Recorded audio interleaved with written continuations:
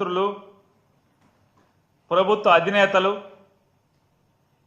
నీతి గాని లజ్జ గాని ఈషన్ మాత్రం లేకుండా మద్యాన్ని పాడికొండలాగా మార్చుకున్నటువంటి పరిస్థితులు ఇవాళ మనందరం చూస్తున్నాం.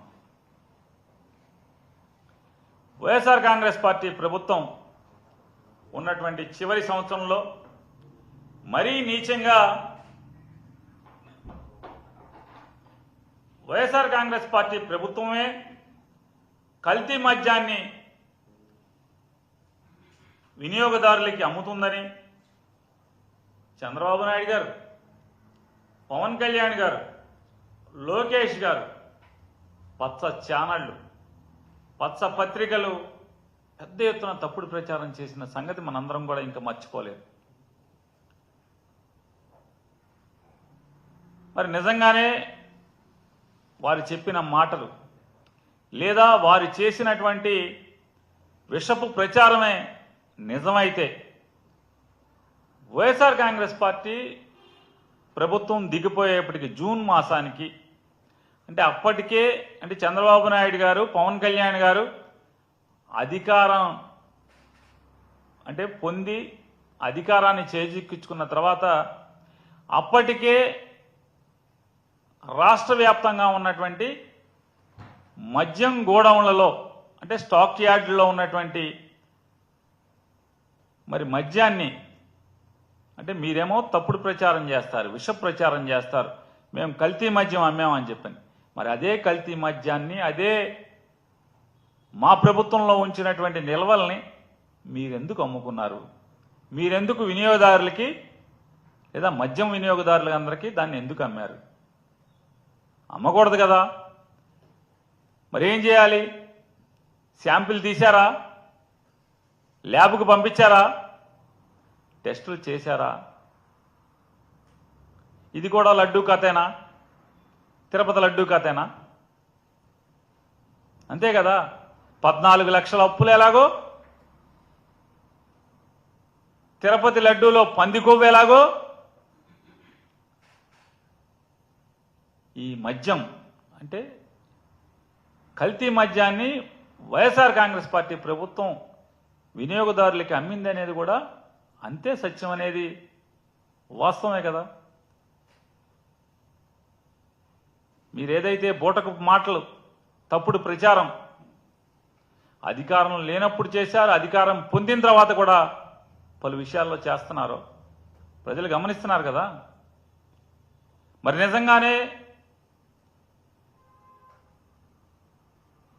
ఆ మద్యం కనుక తప్పుడు మద్యం అయితే మీరు దీన్ని ఎలా అమ్మారు? అమ్మిన వాళ్ళందరూ, తాగిన వాళ్ళందరూ బాగానే ఉన్నారు కదా. ఆ రోజు జగన్మోహన్ రెడ్డి గారి ప్రభుత్వంలో స్టాక్ యార్డులోకి వచ్చినటువంటి లేదా నిల్వ ఉంచినటువంటి మద్యాన్ని మీరు వచ్చాక కూడా అమ్మారు కదా. పరీక్షలు చేయించరు, చేయించాలి కదా. మీరు నిజాయితీ పరులైతే, మీరు నిజం మాట్లాడుంటే కనుక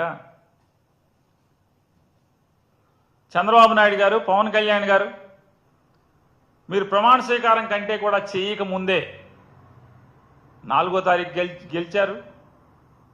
ప్రమాణం వెంటనే చేయలేదు. మీరు ఒక 8 రోజులో 9 రోజులో కక్షలు, కార్పణ్యాలు, దాడులు, హింసలు ఈ రాష్ట్రంలో ఒడిగట్టడం కోసం ప్రమాణ స్వీకారం చేయకుండా అధికారం అనేది అధికారుల మీద నడుస్తుంది అని చెప్పని చెప్పటం కోసం దాని మాటున ఇళ్లు తగలబెట్టారు, ఆస్తులు ధ్వంసం చేశారు, పంటలు నాశనం చేశారు, దాడులు చేశారు, హత్యాయత్నాలు చేశారు, అనేక సిఐడి విచారణలు ఆదేశించారు. మరి దీని మీద ఎందుకు ఇది కల్తీదా కాదా అనేది ఎందుకు శాంపిల్ టెస్ట్ చేయించి విచారణ చేయించలేదని చెప్పనేది నేను ప్రశ్నిస్తున్నాను. మీరేదైతే తప్పుడు ప్రచారం చేశారో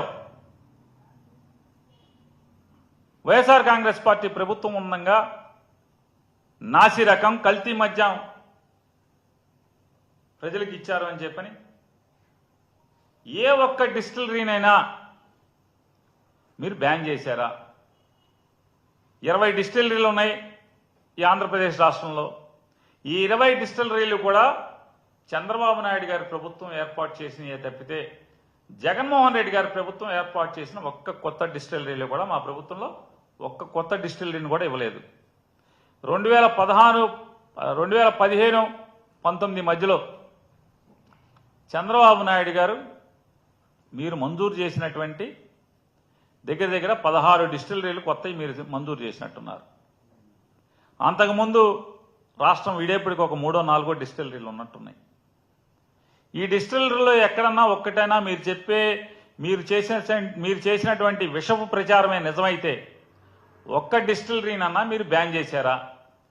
ఏ ఒక్క మందు కంపెనీనైనా, బ్రాందీ కంపెనీనైనా, విస్కీ కంపెనీనైనా, ఒక్క సప్లయర్నైనా మీరు బ్యాన్ చేశారా?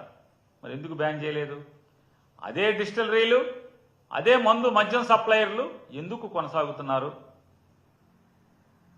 అంటే అందులో తప్పు లేదనేది కదా దాని అర్థం. వైఎస్ఆర్ కాంగ్రెస్ పార్టీ ప్రభుత్వం జగన్మోహన్ రెడ్డి గారి నాయకత్వంలో మద్యం అమ్మకాల్లో తప్పులు చేయలేదనే కదా.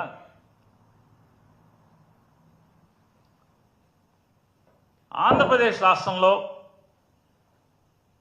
కూటమి ప్రభుత్వం వచ్చిన తర్వాత ఎన్నో ఏళ్లుగా, ఎన్నో సంవత్సరాలుగా ఈ లిక్కర్ కంపెనీలకు ఉన్నటువంటి డిస్ట్రిబ్యూటర్లు, మరీ ప్రత్యేకించి ఇవాళ 9 మాసాలుగా అత్యధిక అమ్మకాలు జరుపుతున్నటువంటి లిక్కర్ బ్రాండ్లన్నిటికీ కూడా డిస్ట్రిబ్యూటర్లు ఎందుకు మారారు?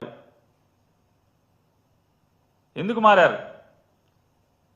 జైపాళ్లు పోయి గిర్లు ఎందుకు వచ్చారు?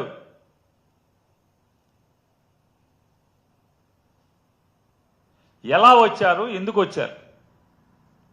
ఇక లోగుట్టు ఎర్రబుక్కు రచయితకి తెలుసన్న సామెతగా ఉంది. కేరళ మద్యం, బెంగళూరు మద్యం ఈ రెండు మాత్రమే ప్రస్తుతం ఈ ఆంధ్ర రాష్ట్రంలో అత్యధికంగా ఎందుకు అమ్ముడవుతున్నాయి?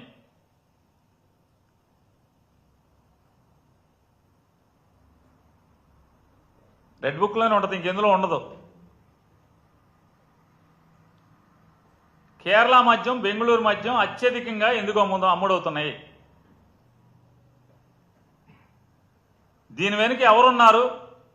ఎక్కడికి చేరుతున్నాయి? ఇదంతా రెడ్ బుక్లోనే ఏదో ఒక పేజీలో ఉన్నాయి.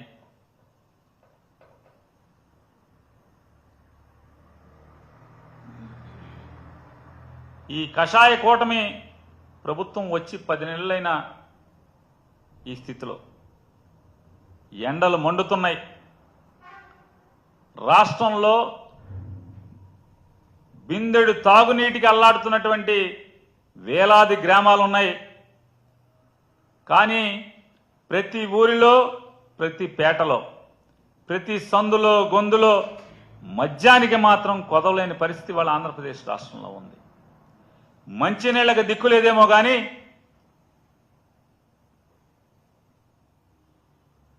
ఫోను చేస్తే చాలు మద్యం ఇంట్లో రెక్కల కట్టి వాలే పరిస్థితి ఇవాళ ఆంధ్ర రాష్ట్ర పరిస్థితిలో ఉన్నటువంటి పరిస్థితి.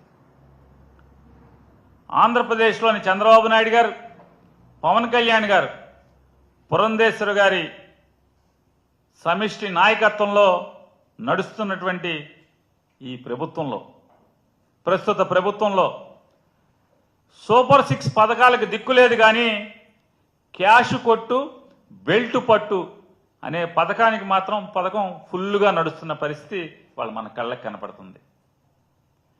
బెల్టుల ఆక్షన్, వేలంపాటలో పాట పాడుకో, ఎమ్మెల్యేకి డబ్బు కొట్టుకో, బెల్ట్ పట్టుకో. సూపర్ 6 పథకానికి మాత్రం దిక్కులేదు. మాకు ఓటు ఇవ్వండి. మొట్టమొదటిది సూపర్ 6లో మొట్టమొదటిది ప్రతి ఆడకూతురికి 18 ఏళ్లు నిండితం ఆలస్యం 59 సంవత్సరాలు వచ్చేంత వరకు, నిండేంత వరకు కూడా నెలకి 1500 ఇస్తామని చెప్పి ఆ పథకానికి దిక్కులేదు. మొదటి పథకానికి దిక్కులేదు. మొదటి సంతకానికి దిక్కులేదు. ఎన్ని సంతకాలు పెట్టారు? మొదటి సంతకాలు